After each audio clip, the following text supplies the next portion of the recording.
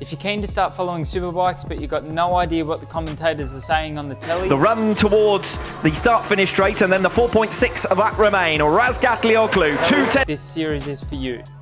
Welcome to episode 1 of Racing Explained.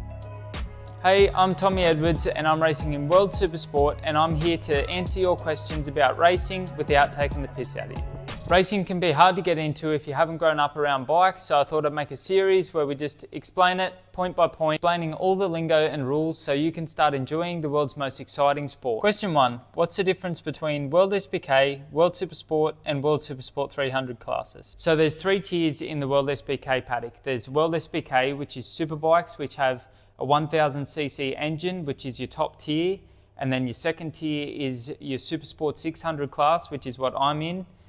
Which actually has a range of engine sizes and things. It's a little bit difficult, and we can get into that into another series later down the track, but basically that's your middle level, and then you've got your SuperSport 300, which is your 300cc production bike. Practice and qualify. FP stands for free practice, so that's we go out on the track and we can just ride around, basically do whatever you want, because it doesn't matter what your lap time is at the end of the session. It doesn't count towards anything over the weekend. It's just getting laps on the bike. And qualifying is you go out on track and your fastest lap time from that session determines where you start on the grid. So whoever's fastest obviously starts on pole position, which means the first spot on the grid, and then the second fastest, second, third, and so on, and that sets your grid for the races.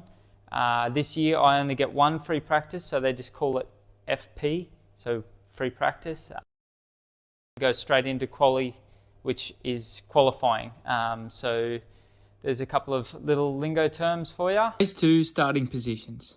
So there's a new rule this year for the SuperSport and SuperSport 300 classes, where your starting grid in race 2 is different to your race 1. So the top 9 fastest lap times from race 1 determine the top 9 positions on the starting grid of race 2. So if you are qualified 14th for race 1 and then in the race you get one of those top 9 fastest lap times, so say you get the 6th fastest lap time, then race 2 you'll be on position 6, and after 9th position it stacks up back to how it qualified from your first qualifying.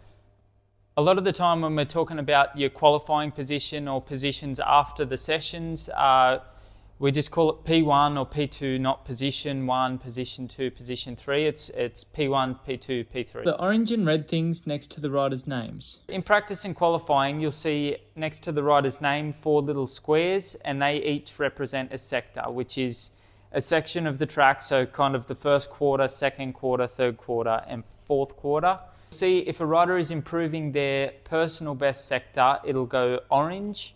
Whereas if it goes red, it means that's the fastest sector of the session. If the sector comes up grey, that means that it's not improving on your best time and also not going to be the fastest of the session.